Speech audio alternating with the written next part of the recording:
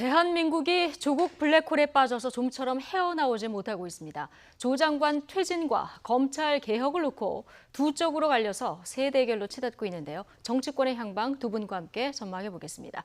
김영준 명지대 교수 그리고 차재원 부산 가톨릭대 추빈 교수 두 분과 함께하겠습니다. 어서 오십시오. 예, 안녕하세요. 안녕하세요. 예. 지난 토요일이었죠. 서울 서초동 검찰청 앞에서 열린 대규모 촛불 집회, 예상을 뛰어넘는 인원이 모였습니다. 이를 두고 여야는 아전인수격 해석을 내놨는데요. 집회를 지켜본 윤석열 검찰총장도 짧은 입장문을 발표했습니다. 영상으로 내용 정리해봤습니다. 보고 오시죠.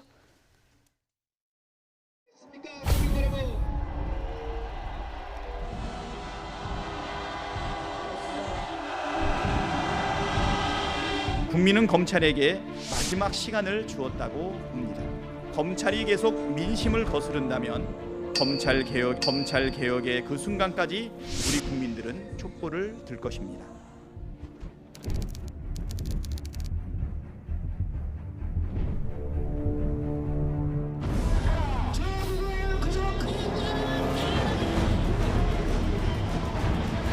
국민을 통합해낸 스스로 분열 정치의 선봉장이 되어서 절제된 검찰권을 행사하는 대통령의 메시지 이후에 일사불란하게 기획된 그런 시입니다. 국민들은 윤석열 총장이 절대 굴복하지 않기를 꿋꿋한 수사 의지와 법과 원칙을 지킨다는 천명에 조용한 박수를 보내고 있습니다.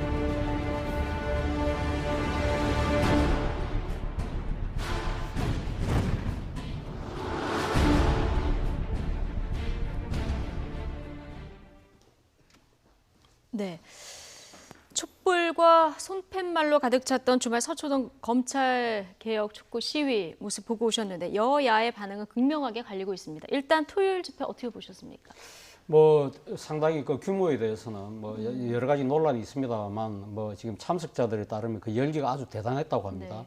아마도 제 생각에는 그러니까 진보지지층 입장에서는 일종의 이 지금 상당한 세가시를 통해서 이 지금 그 흔들리고 있는 개혁을 이 일정을 바로 잡으려는 그러한 이 의지를 제대로 보여준 현장이 아닐까 하는 생각이 듭니다. 예. 사실 그 검찰 개혁으로 이 지금 그 상징되는 문재인 정권의 그런 이 개혁 자체가 이번에 만약에 검찰 개혁이 자제됐을 경우에 총체적 개혁 실패로 이어질 수 있다는 위기감, 그 절박감이 상당수의 많은 시민들을 불러낸 것이 아닐까라는 생각이 들고요. 예. 또 한편으로는 지금 두 달간 넘게 진행되고 있는 조국 장관과 둘러싼 여러 가지 의혹과 관련해서 아마도 진보지지층 입장에서는 우리 사회의 기득권 세력들의 결탁에 따른 그러니까 개혁의 저항의 모습으로 읽고 있는 것이 아닐까라는 생각이 듭니다. 예. 지금 조국에 완전히 올인하고 있는 이 보수 야당의 지나친 정쟁, 그리고 또 이 언론의 무차별적인 보도, 그리고 또 여기다가 피사실을 흘리면서까지 여러 가지 수사의 국면을 전환을 깨하려고 하는 듯이 보이는 검찰의 태도, 이러한 부분들이 진보지지층 입장에서는 상당히 그 우리 사회의 기득권 세력들이 개혁에 저항하는 모습으로 보인다는 것이죠. 그렇기 때문에 이것을 허용하지 않겠다는 강한 의지를 담은 일종의 선전포고를 지금 한 것이 아닐까 하는 생각이 드는데요. 예. 문제는 그날 이 검찰청사 앞에 촛불 집회가 열릴 때 바로 옆에는 또 검찰의 수사를 지지하는 집회도 같이 열렸다는 겁니다. 예. 우리 사회가 조국 장관을 둘러싼 이 민심 자체가 말 그대로 두동강난 상황이다. 그렇다고 한다면 이 지금 여러 가지 국가적인 현안이 지금 이렇게 당면한 상황에서 이렇게 딱 갈라진 민심을 어떻게 통합해서 국가적 에너지를 모을 것인가. 그 부분은 지금 집권 세력의 정치적 몫이라는 것이죠. 네. 이걸 어떻게 풀지는 결국 이 지금 집권 담당자들이 감당해야 될 몫이 아닐까 생각이 듭니다. 예, 여야의 반응도 상당히 극하게 갈려서 나오고 있는데 이제부터는 통합의 방법을 좀 모색해 봐야 된다 이런 얘기를 해주셨습니다. 많이 참석하신 분들 가운데는 검찰 개혁과 조국 장관의 수호를 같이 하시는 뜻을 같이 하시는 분들도 있었을 테고요. 또 조국 장관 지지는 아니지만 검찰 개혁은 해야 된다 이런 분들도 모이셨던 것 같습니다. 대한민국 국민 중에서 검찰 개혁을 반대하는 사람이 있습니까? 예. 저는 없다고 봅니다. 대다수의 국민들은 검찰 개혁을 지금 원하고 있고요. 또 하나 진보층에다 묻고 싶은 게 검찰이 지금 검찰 개혁에 대해서 반대하고 있습니까? 공식적으로 검찰 개혁에 반대한다는 입장을 대한민국 검찰이 얘기한 적이 없어요. 예. 윤석열 총장은 인사청문회에서 뭐라고 그랬습니까? 국회에서 지뤄지고 있는 여러 가지 검경 수사권 조정 문제를 최대한도로 존중하고 따라가겠다고 얘기를 했고, 그리고 지금까지 단 한 번도 검찰 개혁에 대해서 반대한다는 말을 한 적이 없습니다. 자, 그렇다면 검찰을 개혁하는 거하고 조국 장관을 수호하는 거는 별개의 문제죠. 그러니까 20만, 30만, 100만, 200명이 모인다 하더라도 숫자가 많이 모이면은 조국이는 수호되는 거고 적게 모이면은 구속되는 겁니까? 그런 논리가 어디 있어요? 완전히 별개의 문제죠. 엄밀하게 따지면 또 진보단체가 조국 아웃을 부르짖어야죠. 그렇게 정의와 공정을 얘기했다고 한다면 제가 볼 때는 굉장히 논리적인 모순에 빠져 있다. 하나 이제 답답한 거는 뭐냐면 다음 달이면은 문재인 대통령이 딱 반환점을 돕니다. 2년 6개월이에요. 대통령이 취임사에서 뭐라고 했냐면 진정합 국민 통합이 시작된 날로 역사에 기록될 것이라고 그랬어요. 2017년 5월 11일 통합과 공존의 새로운 세상을 열어갈 총사진으로 가득 차 있다고 대통령은 얘기를 했습니다. 지금 어떻게 됐습니까 이게. 나라가 두동강에 났다고 한다면 이걸 다시 한번 제가 굉장히 의아스럽게 생각하는 거는 뭐냐면 대통령의 메시지는 오히려 28일 날 토요 집회 끝나고 나서 오늘쯤에 나왔었어야죠. 이런 식으로 집회가 갈등으로 가고 대한민국이 분열돼서는 안 됩니다. 차분하게 이 문제를 지켜봅시다. 거꾸로 갔잖아요. 28일 전에 27일 날 담화를 발표하다 보니까 마치 대통령이 이런 검찰에 대해서 압박을 하라고 하는 이런 메시지 속으로 보인단 말이에요. 이거는 제가 볼 때는 제가 말씀드린 보수와 진보의 갈등은 끝내야 한다고 했었던 대통령 취임사를 무색하게 할 정도로 지금 두동강이가 나고 있다는 부분에 대해서 너무 안타깝다는 말씀을 드립니다. 물론 뭐 이런 의견도 있을 수 있는데 압수수색 그 자택 압수수색 11시간 그 이후에 검찰 수사가 좀 지나치다 이런 여론도 좀 많아진 것 같고요. 아마 집회에서 이런 의견들 그래서 조국 수호를 외치는 구호도 꽤 나왔습니다. 앞서 우리 앵커께서도 말씀하셨지만 조국 장관 임명에 대해서는 반대하는 민심은 상당했지만 그럼에도 불구하고 조국 장관 일가에 대한 수사 자체도 좀 지나치다. 그동안 우리가 검찰 개혁을 이야기했을 때 인권과 관련돼서 지적했던 그런 모습들이 지금 현직 장관, 그것도 법무부 장관 일가에까지 나타나고 있는 이러한 모습 자체가 일반 국민들이 피의자가 됐을 때 어떤 상황에 직면할 것인가 하는 부분들을 많은 국민들이 인식한 계기가 되지 않았나 생각이 듭니다. 바로 그 때문에 이 지금 지난 토요일 날 촛불 집회에 상당히 이 더불어민주당을 비롯한 집권 세력은 상당히 고무되고 있는 것 같아요. 말 그대로 그동안은 사실 조국 장관과 둘러싼 여러 가지 의혹이 자고 나면 터져나오는 상황에서 상당히 수세 국민에 몰려 있었는데 이번에 촛불 집회에 나타난 이 민심 자체가 검찰 개혁을 상당히 최우선식으로 하라는 것이 국민의 명령으로 확인됐다고 지금 받아들이고 있는 것이거든요. 그렇다고 한다면 이 정부 여당의 입장에서는 이 모멘텀을 그대로 갖고 지금 전국을 이어가겠다는 생각이 아주 강해지고 있는 것 같아요. 문제는 이러한 상황에서 앞서도 말씀하신 것처럼 지금 이 조국 사태가 더 장기화되고 국민의 그러니까 지금 이 민심 자체는 더 대립과 갈등이 심화되는 국면으로 간다. 이러한 부분에 대한 우려는 아마 점점 더 커질 수밖에 없는 국민인 것 같습니다. 지금 갈라진 민심을 통합해야 되는데 정치권에서는 지금 인원이 200만 모였다, 5만 모였다 이거 가지고 입씨름을 하고 있습니다. SNS에서는 정치권 인사들 간의 설전도 있었는데요. 민경우 한국당 의원 위선과 허위, 뻥튀기병이 도졌다 이런 얘기를 했고요. 이준석 바른미래당 최고위원은 교통카드 데이터가 궁금하다 이런 얘기를 했습니다. 바로 손혜원, 이제는 무소속 의원이죠. 민 의원, 이준석 씨 이거 패러디입니까? 부러우면 지는 것이다. 이러면 더 찌질해 보이니 조용히 계시길 이렇게 얘기를 했습니다. 지금 이런 숫자가 중요합니까? 100만이 모이든 200만이 모이든 본질에 대해서 말씀을 좀 드리도록 하겠습니다. 지금 대통령은 이제 담화를 발표를 하시면서 인권 존중에 대한 말씀도 하시고 그리고 절제된 검찰 수사에 대한 얘기를 했지 않습니까? 다 맞는 얘기죠. 그렇게 검찰 개혁이 가야 되죠. 그럼 두 가지를 좀 묻고 싶습니다. 지난 적폐청산 동안에 인권 존중이 이루어졌습니까? 지난 2년 동안에 피의자 공표 사실이 절대로 잘 주지됐습니까? 그동안 그때는 가만히 있고 그때는 검찰이 잘한다고 박수치고 지금 와서는 마치 검찰이 이러한 부분 속에서 인권을 존중하지 않고 그리고 더 나아가서 절제된 검찰권을 행사하지 않은 것처럼 얘기를 하고 있는 것 자체는 굉장히 모순적인 상황이라는 거예요.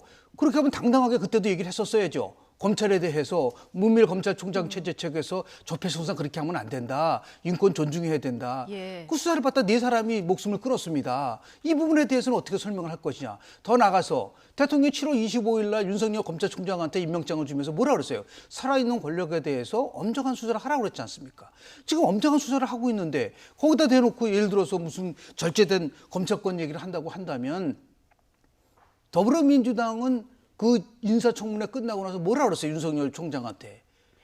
검찰개혁의 최고의 적임자라고 얘기를 해놨는데 조국 수사를 한다고 해서 이게 지금까지 인권 존중이 안 됐고 절제된 검찰권이라고 아니라고 얘기를 한다고 한다면 너무 이게 혼돈스럽다는 거예요. 예. 어떤 상황 속에서는 박수치고 자신에게 불리한 거에 대해서는 이거는 잘못됐다고 얘기를 하다 보니까 결국은 제가 말씀드리는 거는 이 부분은 분명히 진보와 보수와 진영의 논리 싸움으로 가서는 국가가 불행하게 된다는 거죠. 이거는 정의와 공정과 도덕과 윤리와 관련된 문제지 어떻게 이게 진보와 보수의 예. 이러한 그 정쟁으로 갈 수 있느냐에 대해서 예. 한번 좀 숙고를 좀 해볼 필요가 있지 않을까 하는 생각을 좀 이건 하면서 말씀드립니다. 진보와 보수의 문제가 아니고 검찰의 과잉 수사는 지난 2년 동안도 있었는데 지금 메시지가 나온 것은 좀 적절치 않아 보인다. 이제 김병준 교수님 얘기는 이런 의견이신데요.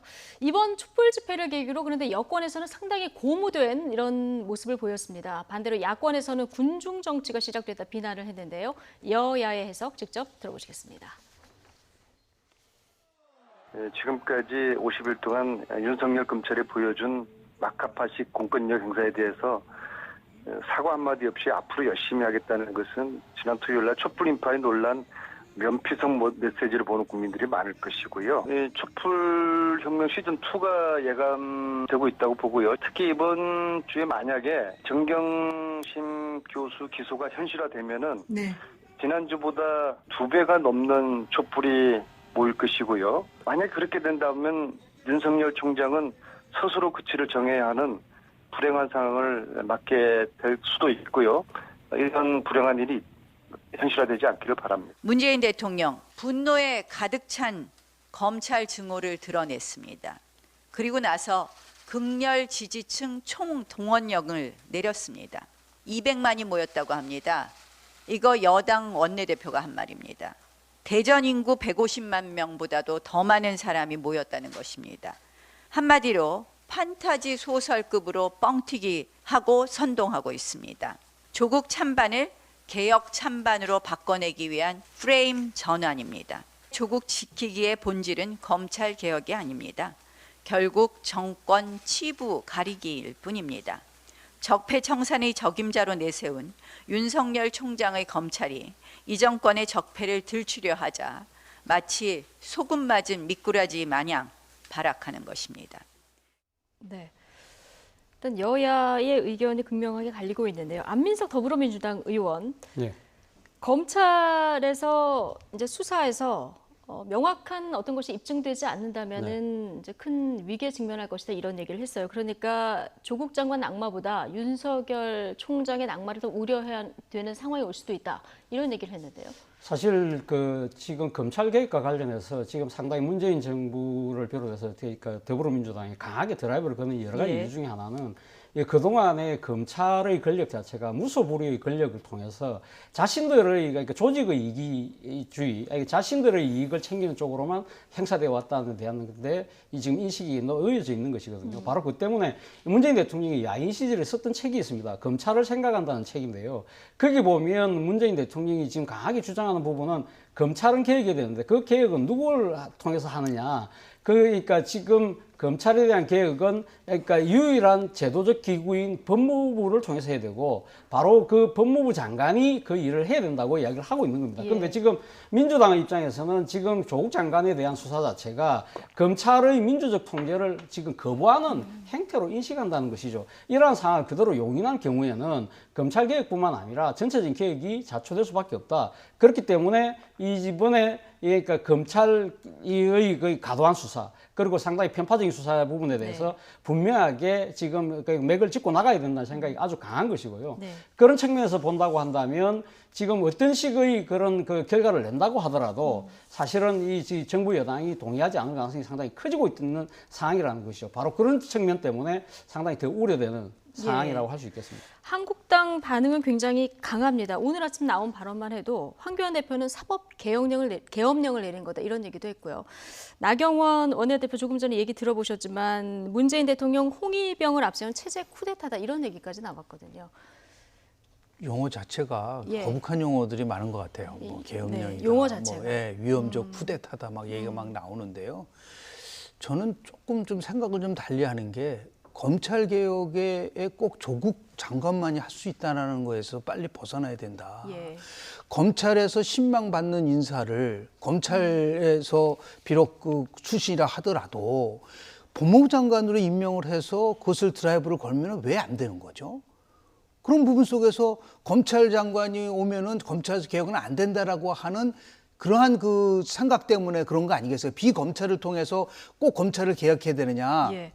그 그동안 취지는 이제 좋았지만 하려고 했는데 잘 안 됐기 때문에 그런데 아마, 문제는 뭐냐면 예. 그게 조국 장관이기 때문에 안 된다는 거죠. 거꾸로. 대한민국에서 진보 세력이라고 자처하시는 분들이 얼마나 많은데 꼭 조국 장관만이 할 수 있다는 것은 진보 스스로가 자신에 대한 모독적 발언 아닌가요? 예. 저는 훨씬 더 많은 훌륭한 분, 제가 얘기한 게 아니에요. 조국 장관이 직접 후보자 시절에 얘기한 겁니다. 저보다 훨씬 도덕적으로 뛰어난 분들이 많이 계시다는 말을 했어요. 예. 그럼 그런 분들을 찾아서 개혁하면 되지 왜 그걸 꼭 조국 장관으로 해야만 하냐는 것에 대해서 설득력이 너무 약하고, 두 번째는 뭐냐면요. 지금 뭐 고무됐다고 얘기를 하고 있지만, 자, 민심이라는 거는 대검찰청에 모인 사람만 민심입니까? 우리가 왜 여론조사를 해요? 왜 YTN에서 여론조사를 합니까? 조사를 해보면은 조국 장관에 대한 반대 여론이 여전히 굉장히 더 높잖아요. 그 민심은 왜 민심이 아닌가요? 네. 그러니까 나름대로 절제된 부분 속에서 누구나 납득을 할 수 있는 거를 가지고 가야지 나름대로 설득력이 있는 것이지, 자신들이 좋아하는 것만 잡아가지고 이것이 마치 진실이고 사실이고 민심이냐 가져간다고 한다면 그럼 외눈박이가 될 수밖에 없는 부분들이 있는 거예요. 예. 정말 검찰 개혁해야 됩니다. 그러면 하라 이거죠. 네. 다만 이렇게 도덕적인 모든 면에서 있을 때 신뢰가 무너진 조국 장관으로는 안 된다라는 게 일반 국민들의 여론이라고 한다면 그것을 수용을 해서 훨씬 더 좋은 사람으로 빨리 네. 바꿔서 검찰 개혁을 하면 되지, 왜 그걸 꼭 조국 장관으로 하면 이 정권이 흔들리고 더 나가서 진보 세력이 예. 크게 위기를 맞이한다라는, 저는 그건 커다란 인식적 오류라고 봅니다. 자신감을 갖고 국민들이 이렇게 검찰 개혁을 원하는데 예. 왜 꼭 조국 장관으로만 해야 되느냐라고 하는 그런 면에서의 인식의 대전환이 저는 있어야 된다고 네. 봅니다. 출렁이는 민심 관련해서는 잠시 뒤에 저희가 이제 여론조사 결과를 좀 살펴보도록 하고요. 지금 이 사법개혁 관련해서는 패스트트랙에 이미 올려져 있고요. 윤석열 총장도 입장을 냈는데 78자. 굉장히 짧은 그 문자 메시지를 냈습니다. 국민의 뜻을 받들고 국회의 뜻을 존중하겠다 이런 입장이었는데요. 뭐 지금 그 윤석열 총장이 어제 냈던 그러니까 입장문 자체는 그 지난 토요일 날 검찰청사 앞에 모였던 민심의 그러니까 예. 요구가 상당히 이 가볍게 볼 사안은 아니라고 아마 생각했기 예. 때문인 것 같아요. 그렇기 때문에 그때 당시 민심이 요구했던 검찰 개혁에 대한 입장은 자기도 전혀 변함이 없다. 그리고 인사청문회 때 이야기했듯이 그러니까 검찰은 제도의 설계자가 아니라 충실한 집행자다. 이런 입장을 그대로 지금 그러니까 그대로 갖고 있다. 그런 상황에서 나는 그러니까 검찰 개혁에 대해서 그러니까 흔들리지 않고 있는데 왜 바깥에서 그런 시선을 볼까? 저는 오롯이 지금 수사에만 집중하고 있다는 뜻을 아마 지금 애도로서 표현한 것이 아닐까라는 생각이 듭니다. 그렇다고 네. 한다면 아마 지금 이 토요일 날 그 촛불 집회에도 불구하고 아마 윤석열 총장 입장에서는 이 수사에 대한 입장을 전혀 물러설 가능성은 저는 없다고 봅니다. 아마 본인 입장에서는 더 빨리, 더 깊숙하게 뭔가 문제의 본질을 파헤치는데 좀 더 전력을 기울이지 않을까 하는 생각이 들고요. 네. 그리고 지금 오늘 뭐 보도된 바에 따르면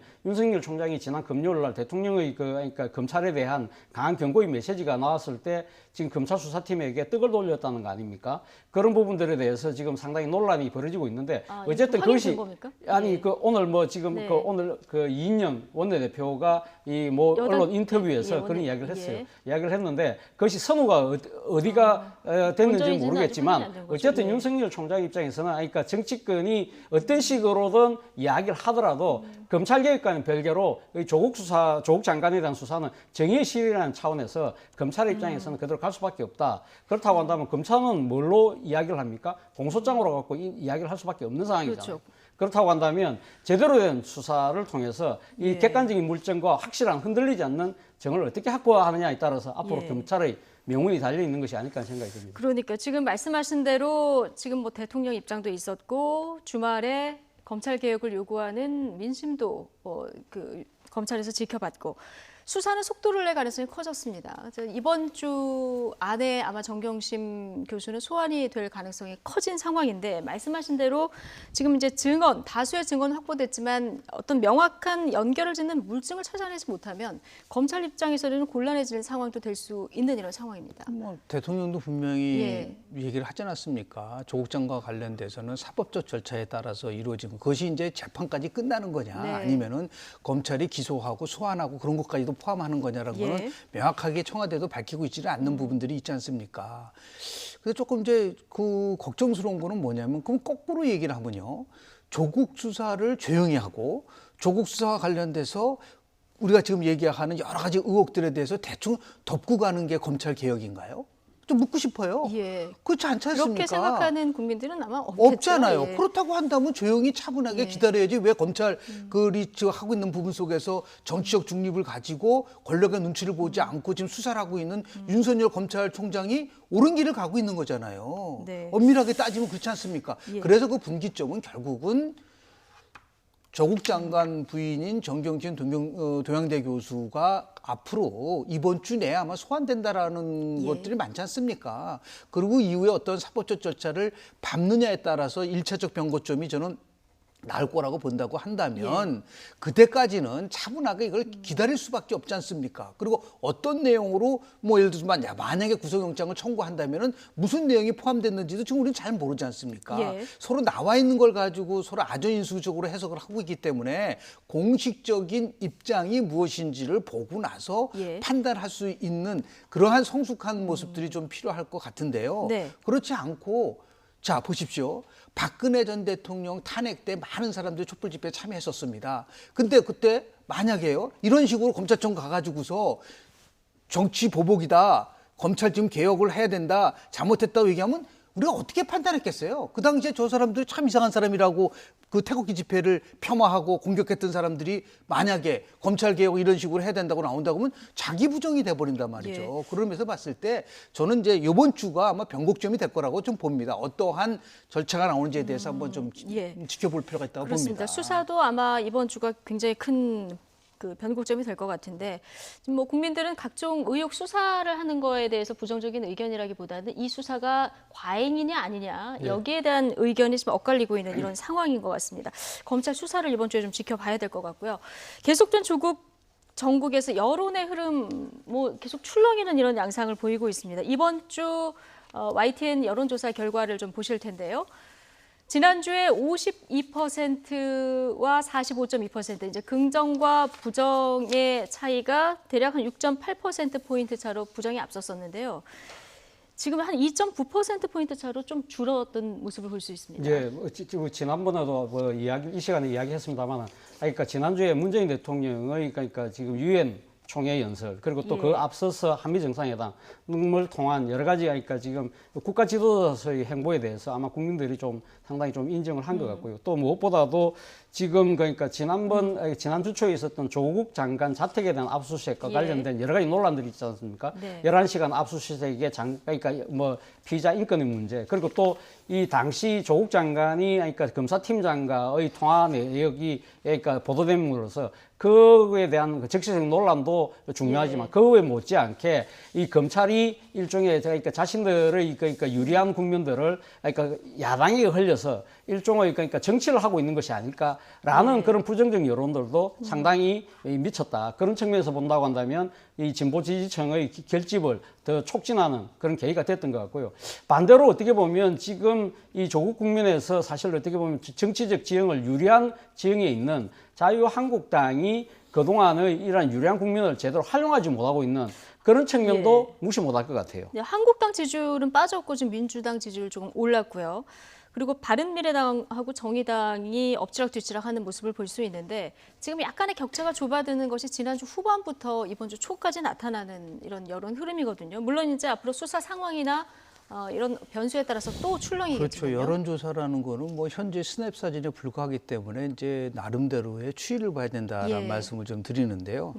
지금도 참 이제 곤혹스러운 게 저는 여론조사를 많이 분석도 해보고 실질을 해봤지만 너무 조사 기간별로 이게 들쭉날쭉하다는 겁니다. 네. 지금 리얼미터는 23일서부터 27일 닷새간 했고요. 그리고 한국갤럽은 지난주 금요일날 발표를 한 거는 24일에서 26일이고요. 그리고 중앙일보가 발표를 하지는 않았지만 23일날 조사를 했어요. 그런데 너무 이게 상반되는 결론이 나오기 때문에 그래서 더욱더 이제 추이를 봐야 되는데 예. 지금 YTN 조사 결과로만 국한해서 말씀을 좀 네. 드리면 굉장히 좁혀졌죠. 1.9%포인트로 좁혀졌기 때문에 이거는 오차범위 내에 있기 때문에 어디가 긍정이 앞선다, 부정이 앞선다는 얘기를 할 수는 없는 건데요. 예. 실제로 30대 계층에서 대통령의 지지율을 대폭적으로 끌어올리는 아주 견인차 역할을 한 거로 나타납니다. 예. 그러니까 30대 아주 강한 친여 성향인 계층을 얘기를 하는데 하나 이건 좀 더블 체크를 해볼 필요가 있는데 대구 경북 지역이 상당히 현 정부에 대한 대통령 국정 지지도가 거의 6%포인트 올라간 거로 나와요. 그리고 정당 지지도도 상당히 그 높게 그 대구 경북 지역에서 높은 거로 나타난단 말이에요. 예. 8.4%포인트 높게 나오면 이거는 좀 설명이 좀 약합니다. 왜 이런 결과가 나온지에 대해서 예. 어떤 부분들에서 좀 설명이 좀 필요한데 다만 문재인 대통령 국정 지지도 평가를 5일 동안 했는데 지금 보면은 오히려 대정부 질문에서 조국 장관이 실은 검사에게 통화를 했다는 그 이후로 네. 대통령 지지율이 오히려 좀 떨어져요. 그러니까 5일도로 보면은 25일 날은 47.2, 26일은 46.9, 27일은 45.6으로 점점 떨어지고 있기 때문에 이 추세가 다음 주에 어떻게 나타날 것인지 아니면은 네. 지금 또 10월 3일 날 대규모 야당이 또 집회가 있지 않습니까? 그렇죠. 또 예. 10월 5일 날은 또 이제 대검찰 쪽에서 또 이제 집회가 있기 예. 때문에 이게 서로 이제 진보와 보수의 아주 극단적인 대립의 정치로 가져가면은 제가 볼 때는 현 상황과 비슷하게 50대 50의 구도로 갈 수밖에 없게끔 되는 그래서 실제로 어떤 것이 진정한 민심이냐를 우리가 좀 추정하기가 어렵게 예. 되는 그래서 우리가 6대 4, 7대 3점은 쉽게 해석이 되는데 지금 같은 상황 속에서는 어느 쪽이 옳고 어느 쪽이 틀리다라고 단정 짓기는 굉장히 그러니까요. 어렵다라는 여러 말씀을 좀 흐름도 드립니다. 이렇게 어렵고 일별로 뭐 한미 정상회담이라든가 조국 장관의 어떤 통화의 부적절성 아니면 뭐 압수수색 장시간 있었던 이런 어떤 사안에 따라서 여론이 좀 출렁이는 일별로 이런 모습도 볼 수 있는데 사안별로 여론 흐름도 좀 볼만한 부분이 있어서 이건 KBS 여론조사인데 잠깐 보겠습니다. 검찰의 피의사실 공표 이것이 이제 허용돼야 되느냐 말아야 되느냐 허용돼야 한다가 64%로 더 높습니다. 이건 어떻게 해석을 해야 됩니까? 아무래도 지금 살아있는 권력에 대한 수사에 대해서 성역 예. 없이 해야 된다는 아마 그건 국민적인 민심이 반영된 결과가 아닐까 하는 생각이 듭니다. 물론 검찰의 가행 수사, 검찰의 불순한 뭐 수사에 대한 의도 이런 부분들에 대한 비판도 상당히 높긴 합니다만 그럼에도 불구하고 그러니까 그 살아있는 권력에 대한 성역 없는 수사는 보장돼야 된다는 것이 아마 국민의 다수의 흐름이 아닐까라는 생각이 들고요. 바로 이런 측면에서 본다고 한다면 지난 토요일 날 검찰청사 앞에서 이야기했던 그러니까 검찰 개혁에 대한 목소리하고 이건 지금 상반되는 것이 아닐까라고 생각할 수 있지만 결국은 검찰의 권력이라는 것 자체는 결국은 그러니까 선출된 정당한 권력으로부터 민주적 통제하에서 이루어진다고 한다면 예. 그러한 상황에서는 피의사실 공표라도 어느 정도 그러니까 바람직한 것이 아닐까라는 기대도 저는 섞여 있는 것이 아닐까라는 생각을 꼭 같은 선상에서 이렇게 볼 수는 아닙니다. 없다. 예. 왜냐하면은 지금 그 절제된 그 수사권을 얘기를 했을 때 가장 핵심은 피의 사실이 무차별적으로 지금 공표됐기 때문에 절제되지 못했다는 거를 얘기한 거 아닙니까? 예. 그런데 일반 국민들은 이 지금 결국은 앞에 하나 좀 빠져 있어요. 공직자에 대한 부분들 검증과 공직자. 예. 관련돼서 그렇군요. 예, 예. 일반 국민 모든 데 대한 것이 아니라 공직자와 관련돼서 이런 검증이라는 거 할 때는 피의 사실에 대한 공표가 이루어져야 된다. 예. 이 말은 뭐냐면 지금 그 검찰총장을 포함해서 검찰이 무도하게 이런 것을 했다는 것에 대해서 국민들의 상당한 부분은 그렇지 않다. 지금 성역 없이 수사를 잘하고 있다는 네. 것을 함축하고 있는 부분이기 때문에 그래서 제가 처음에 말씀드린 것처럼 조국 수사와 검찰 개혁은 사수는 완전히 별개의 문제로 돼야 된다는 것을 함축하고 있는 부분들이 여기에 분명히 여론조사 결과가 나왔다라는 것을 저는 집권당과 여당은 분명하게 이 부분에 대한 것들도 깊이 성찰해야 될 필요가 있다라는 말씀을 좀 드립니다. 아니, 근데 그렇군요. 이것이 방금 그 KBS 여론조사에 보면, 그러니까 지금 그 검찰의 조국 수사 일가에 대한 수사 자체가 가도했느냐 안 했느냐 이러한 부분들도 묻는 대목이 나와요. 예, 거기 이거 뭐 보면 비등비등하긴 저 하더라고요. 사실 팽팽합니다. 팽팽하기 네. 때문에 피의사실 공표를 허용한다는 그 여론보다도 훨씬 더 많은 의견이, 그러니까 조국 가족에 대한 수사 자체가 상당히 좀 지나치다고 보는 견해가 있는 것이거든요. 예. 또 일부 그 앞선 여론조사에 보면 조국 가족에 대한 수사 자체가 상당히 지나치다는 여론이 훨씬 더 많이 나온 여론조사도 있어요. 그렇다고 예. 한다면, 그러니까 비사실 공표를 허용해야 된다는 여론과 별개로. 상당히 조금 떨어져 있잖아요. 네네. 그 자체는 앞서도 제가 말씀드린 대로, 예. 그러니까 지금 살아있는 권력에 대한 수사는 성역 없이 하되, 그러나 이 규정된 절차와 이 그 관행은 지켜달라는 네. 그 뜻이 다 같이 담겨 있다는 알겠습니다. 것이죠. 지금 뭐 검찰 수사가 적절하냐 안 하냐 이거는 이제 여론조사마다 조금 엎치락뒤치락하는 모습을 볼 수 있고요. 피의사실 공표 여기는 이제 공직자로 한정했다는 부분을 좀 주목해서 보면 될 것 같고, 자녀 입시 비리 전수조사에 대한 얘기가 이제 정치권에서 많이 나오고 있잖아요. 정의당, 민주당, 뭐 한국당에서도 나오고 있는데, 여론을 보니까 국민 대다수가 필요성에 대해서 공감하는 의견이 88% 정도 됩니다. 그런데 실현 가능성은 어떻게 보느냐? 실현 안 될 거다, 낮다 이렇게 보는 것이 73%, 모르겠다 8% 이렇게 나오고 있거든요. 박근혜 전 대통령의 탄핵에 대해서 찬성이 80%밖에 안 됐어요. 높았죠, 그것도 굉장히 높아.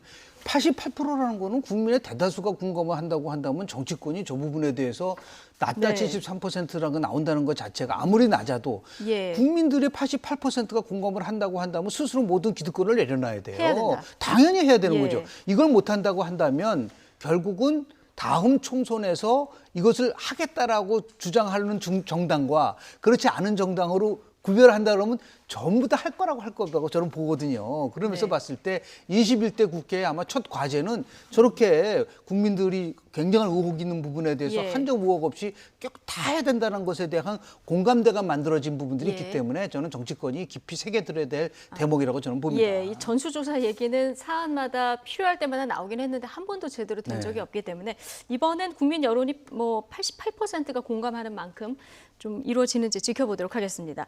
지금 바른미래당 상황이 좀 심상치 않습니다. 그간 바른미래당을 두고 성급한 결혼 후에 합의 이혼도 못하고 있다 이런 말들이 오갔었죠.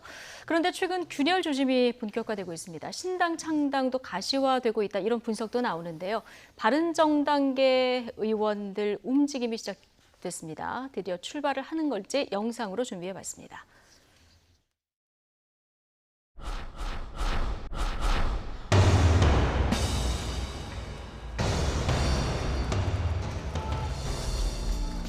모든 권력은 국민으로부터 나온다. 우리 헌법 1조 2항입니다. 헌법에 의지한 채 저의 오랜 정든 집을 잠시 떠나려 합니다.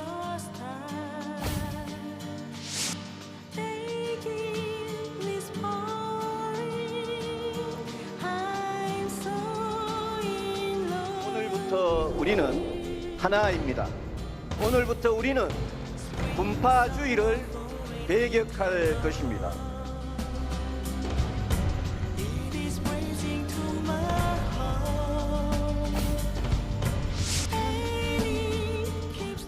왜냐하면 나이가 들면 그 정신이 퇴락하기 때문입니다. 당을 분열시키고 기강을 물러나게 하는 것을 결코 좋아하시지 않겠습니다.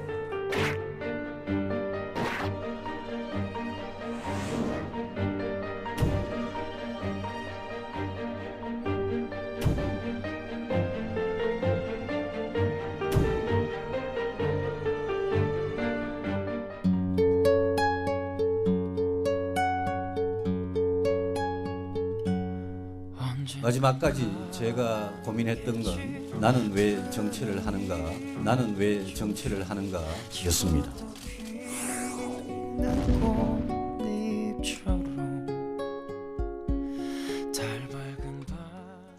네, 유승민 전 대표가 지난 토요일에 네. 결심해서 행동에 나설 것이다 이런 얘기를 이제 외부 강연에서 한 이후에 오늘 아침에 변화와 혁신을 위한 비상행동 이런 기구가 이제 바른미래당 내에서 출범을 했습니다. 이게 아까 지상욱 의원 저희가 이제 모셔서 얘기를 들어봤는데 탈당까지는 아직 아닌 것 같고요. 네. 일단 이 모임은 결성이 됐어요. 일단은 뭐 지금 사실 어떻게 보면 심리적 분당 상태라고 하는데 예. 이제 심리적 분당 상태를 넘어서 한지북 두 가족 상황으로 이제 치닫고 있는 것 같습니다. 지금 네. 이 지금 비상행동 계획에 지금 그 가담하는 의원이 유승민계 의원 8명이고요. 그것도 네. 안철수계 의원 7명에서 15명이에요.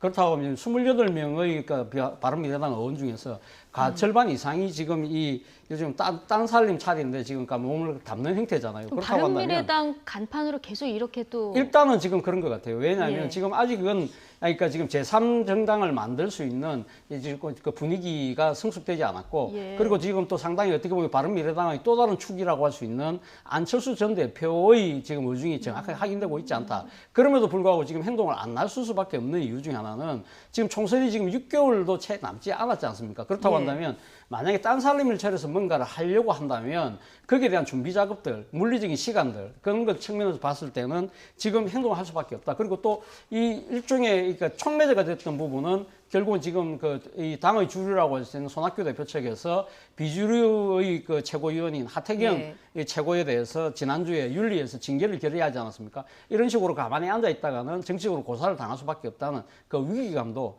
한 행동의 배경이 아니었나 생각이 듭니다. 예.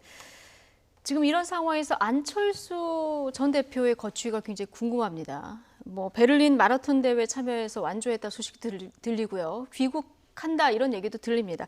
책도 냈더라고요. 내가 달리기를 하면서 배운 것들 이제 출판 기념회도 해야 될 텐데 언제쯤 등판한다면 등판할 거라고 보십니까? 안철수 의원과 직접 만난 이태규 바른미래당 의원의 말에 의하면 본인이 2016년도 1월 달에 국민의당을 창당하고 3개월 만에 26.7%의 정당 득표를 얻었다. 그러니까 네. 지금은 뭐 굉장히 혼란스러운 부분이기 때문에 자신이 정치에 입문할 수 있는 나름대로의 명분이 아직까지는 없는 것 같다라는 네. 얘기를 한 것 같더라고요. 그러니까 정치는 머리로 하는 게 아니라 가슴과 명분으로 한다는 것을 우리가 그동안 수태 얘기를 했었는데 유승민 전 대표의 오늘 발언 중에서 관심 있는 부분은 뭐냐면 바른미래당에서의 실패를 직접 얘기를 한 거예요. 네. 그 말은 뭐냐면 유승민 정치의 일부 실패를 인정한 겁니다. 바른미래당이 실패했다. 그렇죠. 이 자기가 얘기를 들어와서 명시를 실패를 했죠. 했다는 예. 얘기는 자신의 정치 실험이 일정한 부분 실패를 했다는 것을 인정하는 부분들이 있는 예. 거기 때문에 참여하고 거기를 바탕으로서 새로운 걸 가져간다고 한다면 2015년도 당시 11월 달에 새정치민주연합 얼마나 시끄러웠었어요. 당시에 문재인 대표하고 안철수 의원하고 엄청 굉장히 네. 갈등을 하다가 결국 이제 분당까지 갔었는데요. 그런 전철을 밟을 수 있는 가능성이 저는 굉장히 높다고 봅니다. 왜냐하면 저렇게 할 수 있는 또 다른 요인은 뭐냐면 바로 선거제도 개혁 때문에 그래요. 이제는 만약에 연동형 비례대표제 통해서 선거제도 개혁이 되면 네. 일정한 득표를 하는 정당은 지역구 의석이 없더라도 비례대표 의석을 얻을 수 있는 부분들이 있기 때문에 오히려 유승민 정당, 안철수 정당, 손학규 정당 이런 식으로 전개될 가능성이 굉장히 높다고 한다면 그건 정치 퇴행이죠. 그것이 이제 더불어민주당을 포함해서 여당이 봐라 저 보수당은 결국은 힘이 없다. 우리가 이렇게 강하게 밀어봐도 할 수 있다라고 하는 오히려 여당에게 자신감을 줄 수 있는 그런 역설적인 상황이 벌어질 수 있다는 말씀 좀 드립니다. 네. 일단 기존 실험에는 실패를 했고 지금 무당층은 굉장히 늘어나는 상황입니다. 앞으로 이 비상행동에서 어떤 대안을 들고 나올지 어떤 그 비전을 보여줄지에 따라서 이를 흡수할 수 있을지 아니면 또 옛날처럼 실패할지 이게 결정이 될 것 같아서 좀 주목되는 오늘 정치 포인트여서 좀 다뤄봤습니다. 김영준 명지대 교수, 차재원 부산 가톨릭대 초빙 교수 두 분과 함께했습니다. 고맙습니다.